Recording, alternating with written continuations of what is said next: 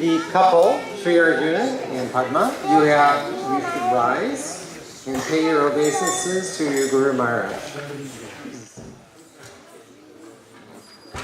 Watch the rope in the front.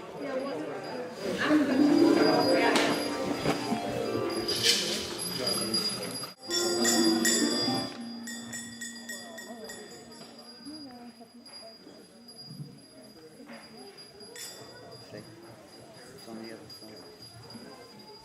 Right there.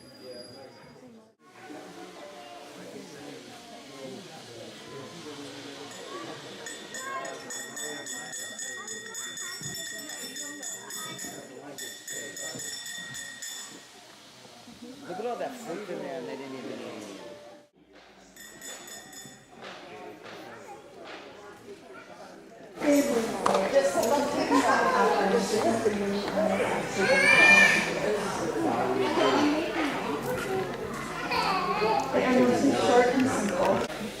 So now I thank you for playing such a crucial part in this kindness I have been shown. You are an inspiration.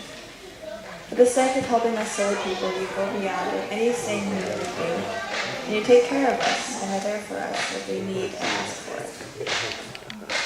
My own initiation is a sign of that. If I remember correctly, at the time your health was not at its best. You had just had a fever of some sort. Also, Govardhan has not stopped chasing me. No matter how hard I try to go back, being a person indulging in Maya, Govardhan stubbornly brings me back. It brings me back to the beautiful people he has allowed me to have the great honor of having as my family. Thank you for accepting me. I feel that I do not deserve all this love that Krishna has shown me by chasing me down and demanding I pay attention to me. I strongly feel that if he did not chase me, I would not be where I am today. So, thank you for putting a giant sign on my back that marks me as a person to chase. I love your classes, wearing those slogans like going home and drinking some hot milk, and having a sweet learning program with you, my mother, and father, which I'm very hard to make sure happily incense, lamp, and flowers with their number of times to the Lord's. Your sense of humor in class reminds me that being Krishna conscious is to be happy. The way you keep your classes short, sweet, and to the point is a great encouragement. But as complicated and deep as Krishna consciousness is, it can also be very simple and happy and very heartfelt. Thank you for all your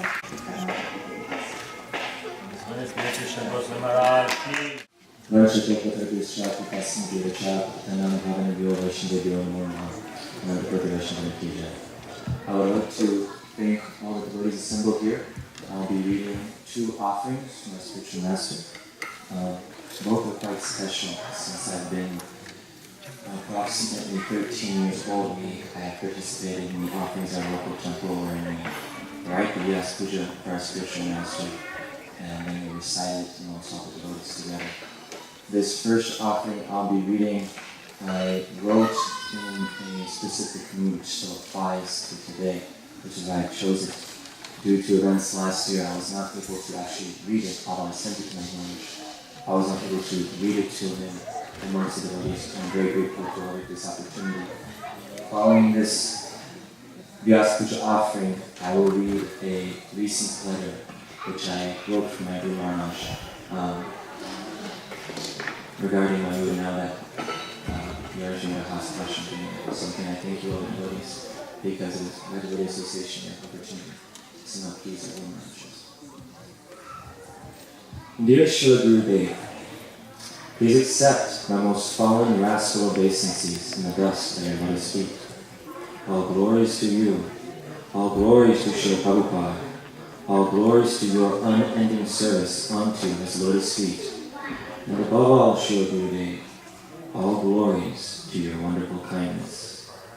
As I meditate upon my memories with you, and your beautiful qualities, Guru Maharaj, your quality which comes foremost in my mind is your steady determination to spread Krishna consciousness and your kindness to all living entities. When you allowed us to serve you in Vancouver, Canada in 2013, you were sleeping very little, roughly 5 hours or less, and you were going to 3 to 5 people's homes every day. I remember our last day together vividly. We had 5 programs to attend to that day, and we went to 3 devotees' homes. You had not rested that day, and as you were in the car, you expressed your exhaustion and your concern about the upcoming programs. As you were driving back to the temple, you were talking gently and asked us, "Can you understand my voice?" You said you had not taken a nap and that it is going to be a disaster if we go back to the class and people cannot understand me. During our last visit to one devotee's home that day, you got out of the car and were standing, looking at the house, as you suddenly started to tilt the young man's face as he watched you. And as you walked into the main room upstairs, he turned to look at me and said, "He looks exhausted." I told him you were, and told him about the incident outside. His eyes widened again, and he breathed out. During our visit that evening, you preached heavily to all of us. You emphasized repeatedly the importance of chanting Hare Krishna. At one point, the boy's father said his father had chanted 64 rounds, and you said, "So, you should chant 32. And then paused, and more quietly you said, "But at least 16. The father then said yes quietly, with his eyes looking distant as he considered your words. You then motioned around to the massive house and said to the young son, "Now a new father. Now, Krishna has given you everything. So, what are you giving to Krishna?" He smiled partially, acknowledging your point while looking down, and stating it was hard to find time to chant. You again emphasized that Krishna had already given him everything, so he should also reciprocate, and at least give some time to Krishna. You then looked up at all of us in the room and said, "The problem with boys is Krishna gives them everything, but they do not give anything back." You were so firm with us, Gurudev. You preached so heavily to us. You were exhausted. Exhausted to the point you were terrified you would fall as you climbed the stairs and walked across the pavement. But you were determined to preach to us, Gurudev, and to purify our consciousness with the words emanating from your lotus mouth. You are always looking after the well-being of your disciples. Actually, for everyone who comes in contact with you, Guru Maharaj. Chaturvidhashi Bhagavat Prasada Svadvana Priyakam Haribhakta Sangham. The spiritual master is always offering Krishna 4 different types of foods. When he sees the devotees are satisfied by honoring Bhagavat Prasada, he is satisfied. When we went to home programs and devotees' homes for lunch, Guru Maharaj, each time you made sure your disciples had sufficient prasadam. You would say, "I cannot eat so much. This is too much prasadam." And then motion to one of your disciples and say, "Feed him. This devotee likes prasadam. He can eat a lot." I remember one morning when we were in Vancouver, I spotted some pizza pockets left on the counter overnight untouched. So I took them to the room I was staying in and began to eat them. Then you opened the door and looking at me asked, "Have you had breakfast yet? What are you doing?" Are you doing it? And I said, "I found these on the counter and didn't want them to go bad." You just said, "Oh," and then said, "There is a large feast at the temple. Go have prasadam before it's all gone." And then you closed the door. I quickly finished the pizza pockets and went to the restaurant where there was still plentiful prasadam left. As I walked, I thought of your kindness to make sure I had prasadam. You are always looking after the devotees, Guru Maharaj. Even though your own schedule is wearing, you instead place the focus on others and make sure we are well taken care of. As I meditate upon my memories with you and your beautiful qualities, Guru Maharaj, the quote which comes from you and is foremost in my mind is, "You do not have time, so don't waste it."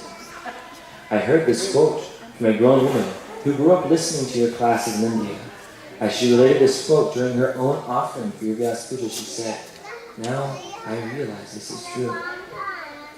Gurudev, I've seen how the past 6 years have passed so quickly, and I'm realizing with nostalgia the value of this human form of life. I remember walking with you in the airport after failing to be a dutiful disciple and feeling horrified and completely depressed. I looked at you as you were standing in line and told you, "I'm sorry, Gurudev." You looked at me and said, It's all right. Right now you are young. And then you smiled and almost laughed and said, one day you will be old. I remember that. And as I realized how quickly the past 6 years have gone, when I asked to be your aspiring disciple, I realized how valuable time is. Every moment gone without chanting Krishna's name or thinking of Krishna is lost forever. My body is 20 years old, but I am seeing how quickly I've been growing up with the other young devotees here. I feel urgency to preach while I'm able to. I feel a longing for the massive association in preaching I heard of growing up with stories of Srila Prabhupada. I want to be a dedicated Hare Krishna, regardless of if I fail in everything else in life. I read a quote from Srila Prabhupada that I think of often. Simply our prayer should be, my dear Krishna, please remind me to always chant your holy name. Please do not put me into forgetfulness. Please always remind me to chant. Even if you send me into hell, it doesn't matter. Just so long as I can always chant Hare Krishna. I want to have that mood, that I want to be as productive in my limited time as I remember you were when you allowed me to serve you. Guru Maharaj, I have heard Krishna consciousness compared to the whirl of a lotus flower. Although we seemingly are going in circles, each time we go deeper into the experience than before. Therefore, Krishna consciousness is eternally fresh. In this world, Guru Maharaj, as I meditate upon my memories of you and your beautiful qualities, your quality which comes foremost in my mind is your kindness and how you accept the service of everyone. You have always been so gentle with me. When you came to Boise this last year, you let me wash your clothes, as well as your deity cloths and your clothes for Choti Prabhupada. As I washed your clothes and hung them, I was meditating on your kindness, how you engage us in Krishna's service, and how you accept and encourage whatever service we offer. As I washed your clothes, I thought of the day before, when we had sung the Shri Shri Guru Ashtakam prayers for you together, an offering from the young devotees. As I meditated on the time we had spent practicing, and specifically that night as we sang the verses and read the translations before you, tears came to my eyes, and I longed to relive those moments. During those minutes when we had sung the prayers together, Krishna consciousness had appeared so simple. During those moments, we were fully focused on working together, offering prayers to the spiritual master. And as I remembered watching you and how you would smile and appreciate our service, I wished intensely for those moments to return again. You are always encouraging us in our Krishna consciousness. You see the gold in us all, Guru Maharaj. And whenever we do some service for Srila Prabhupada and Krishna, you hold a magnifying glass to our actions and tell all present, look at this wonderful service this devotee has offered. Have you seen their service? They have so much devotion. Washing your clothes, I realized how valuable my limited time is with you. And as I began to sing the Gurvashtakam prayers, and then Shikshashtakam prayers, and then finally Hare Krishna, those moments when we had all offered those prayers to you together came strongly in my mind, and I started to choke up and cry. You have been so kind to us, and when I remember how simple it was then, I wish we could always remember how simple it is now as our bodies grow older. Guru Maharaj, as I meditate upon my memories with you and the meaning of Vyasa Puja, I remember the purport in the Bhagavad Gita, wherein Srila Prabhupada writes that the spiritual master can instruct and reciprocate with the disciple perfectly because he understands the heart of the disciple. As I meditate upon this, I think of your connection with and deep concern for all your disciples and all living entities. I remember the first japa walk I went for with you as a boy, Guru Maharaj, and how we saw a snake along the banks of the river. When you had come to the airport that year and we received you, you were introduced to me again by some senior devotees, and I was devastated, thinking you did not remember me. When we had last seen each other the year before, you had given me the name Arjuna, and in the brief time you gave me your kindness, I became very attached to seeing you again. I felt sad, and told my mata in the car, he doesn't remember me, to which she assured me he did. When we went for a japa walk later, you were walking in front of us, where you were slightly ahead of me and I was to your right.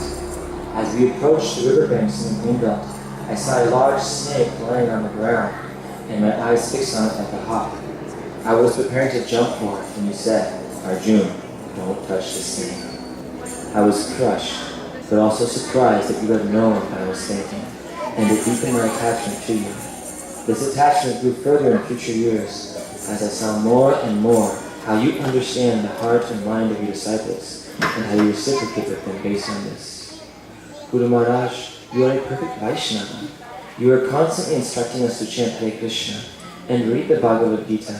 And in the Bhagavad Gita, Srila Prabhupada has described that as soon as one becomes a perfect devotee, he immediately acquires all godly qualities. And this moment, Gurudev, I am recalling your sense of humor, which I have only seen on one short and sweet occasion.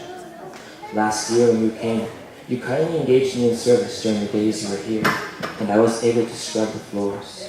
While I was scrubbing the floor in the deity room, my bead bag was close to the ground, so I took it off and placed it under the table in the living room. Later, when we were preparing to go for a home program, I realized my bead bag was missing, and hoping to get it before you left, I came running back to your apartment to look for it. When I came in, I tried to do so as quietly as possible, but you were speaking with someone, and you paused the conversation to address me gently. Are you missing something, Sri Arjuna? I ducked my head. Yes, Gurudev, just my bead bag. And with a smile in your voice and an exaggerated tone, you said, oh, what a loss. Caught by your humor, yet catching the deep truth in it, I smiled and said, yes, Gurudev, and then took it and paid my obeisances. After you visited us 2 years ago and left on a Sunday morning, that Sunday class was given regarding the association of and the instructions of the spiritual masters. In this class, Radhikaraman Prabhu told us that the spiritual master gives us his blessings in the form of his instructions, and he then proceeded to tell us of one pastime with Srila Prabhupada. In this pastime, one Mataji was asking Srila Prabhupada consistently for his blessings. Srila Prabhupada, on the other hand, was consistently insisting on preaching to her. She would say, Swamiji, please give me your blessings that, and he would say, all right, but, and continue preaching. This continued several times, until finally she asked again, Swamiji, please give me your blessings. To which Srila Prabhupada told her, I have already given you everything, but still you do not take it. The message you received then was that during your visit, you gave all of us some instruction, and these instructions are waiting to fructify into blessings if we simply follow them. Gurudev, as I am now reflecting on your Vyas Puja, meditating on my memories of you and of your instructions to me, I remember a question you once asked me. If I read the letters you sent back to me, I said, yes, Gurudev, I print them out and keep them in a small booklet. To which you smiled and said, really? Gurudev, there was one email you sent to me in particular from several years ago in which you wrote to me a sentence that has stayed in my heart ever since. In that email, you thanked me for being frank with you and then wrote, you are a very sincere boy, and if you are determined, Krishna will help you. These words have continued to ring in my mind at turning points in my life. You said, if I am determined, Krishna will help me. I think of the story of the sparrow who lost her eggs in the ocean and pursued to retrieve them with such determination that Garuda himself came to help her. There have been times, Gurudev, when I wondered, why am I doing this? This is impossible, or how can I do this on my own? But I remember that sentence you wrote me, and I think, if I am determined, Krishna will help me. I have heard Krishna will not give us a test we cannot pass, but he may give us one test close to it, just to test our determination. Guru Maharaj, I want to be a sincere devotee. I want to be determined, and I remember and meditate on the service you wrote me. If you are determined, Krishna will help you. I see you lead by example, Gurudev, and so is my life mission, that although I have wasted so many millions of lives, at least in this life, I will be a Hare Krishna. At least in this life, I will feel deep gratitude to Srila Prabhupada and realize what he has done for us. And at least in this life, I will make the prime focus of all my activities to get people to say, if only once, Hare Krishna.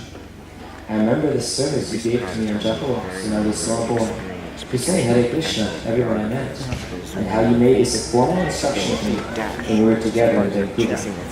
As we were walking, you said, first say good morning, then Hare Krishna. Gurudev, may the purpose of my life be to always remember and propagate the chanting of these two words.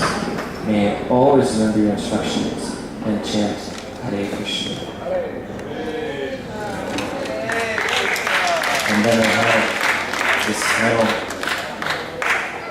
part, which is only 2 pages. I apologize again for the length, but I appreciate the opportunity to express these emotions very much. I remember the day you gave me initiation, and I remember that morning when I was scared you wouldn't initiate me. I remember watching you on the altar from the back of the Mangal Arati, and remembering what my uncle had said about initiation when I was only 6 or 7 years old. He had said, if you want initiation, you have to cry for it. At that moment, as I watched you offering the different articles to Shishiradabanka Bihari, I realized I had not cried for it. I had been such a demonic fool as to think I had it in the bag. I had forgotten the value of the most important blessing of life, the only blessing that made my life worth living, receiving the mercy by scraping up the dust of your lotus feet as your Diksha disciple. When this realization hit me, all my walls of confidence came crashing down, and remembering what I had foolishly forgotten, I began to cry. I cried as I watched you, and I was able to finally pull myself together as we offer obeisances. But then in Tulsi Puja, and seeing you so close to me, it hit me further that I might lose the opportunity to receive your mercy in the form of Diksha initiation. I tried not to cry and keep my tears small, but as this thought grew in my mind, and I went forward to receive the lamp and walked towards you to offer it, it began pouring. When I reached you and held the lamp forward, now crying fully but holding together my lips, you looked deep in my eyes and received the flame without breaking eye contact. Then I began to bawl, Gurudev, and as my mouth opened and I started to cry, you looked deep into my eyes. After the puja, when it was japa time, you were chanting your Gayatri, and when you finished, you called my name and asked me to hand you your bead bag. You were so kind to me, Gurudev. You saw the key to opening up my heart, and you were kind to me. I want these emotions and memories to overpower me always. I always want to remember the face of Srila Bharatanatyam Saraswati Thakur when I watched the films of Srila Prabhupada's life as I grew up, and he choked up crying, pleading Gaur Kishore Das Babaji Maharaj for initiation.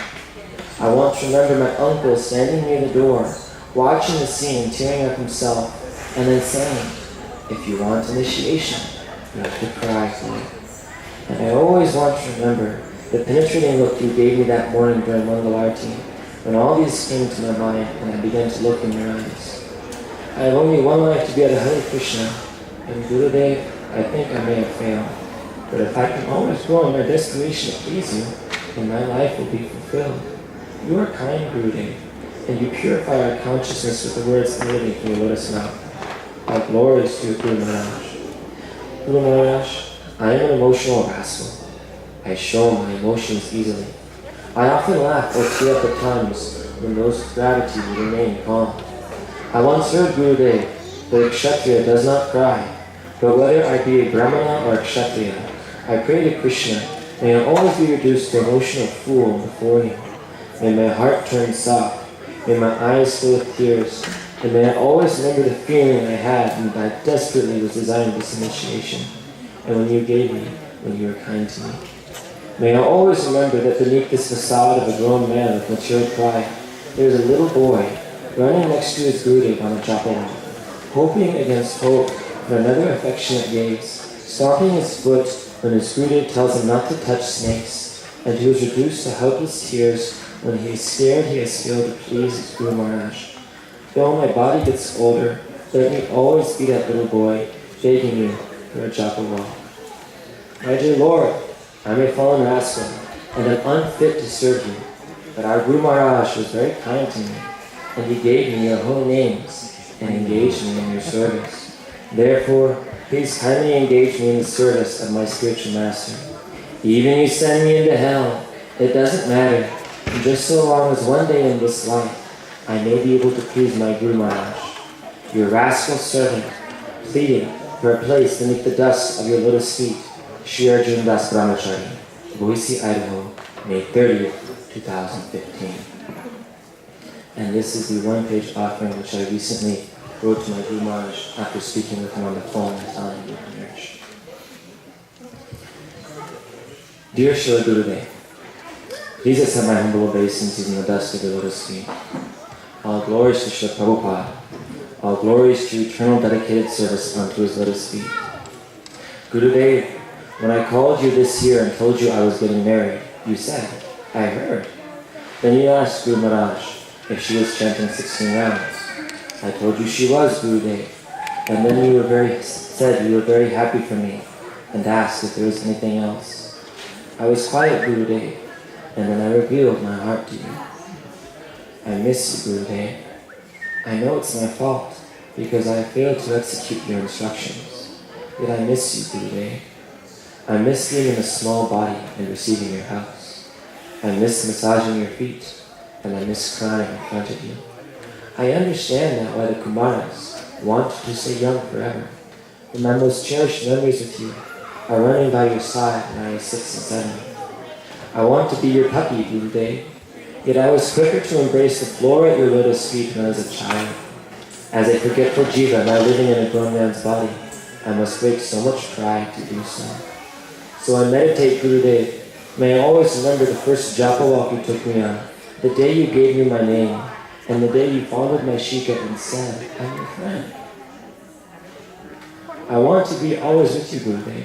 So now as I enter Grahastha ashram, I pray that at every moment I remember your instructions, until I am burned with an unyielding desire to preach all over the world. I pray to please you by realizing love as I chant the holy names. May I always remember, Gurudev, that within the body of a man there is a little boy longing to see his Gurudev smile.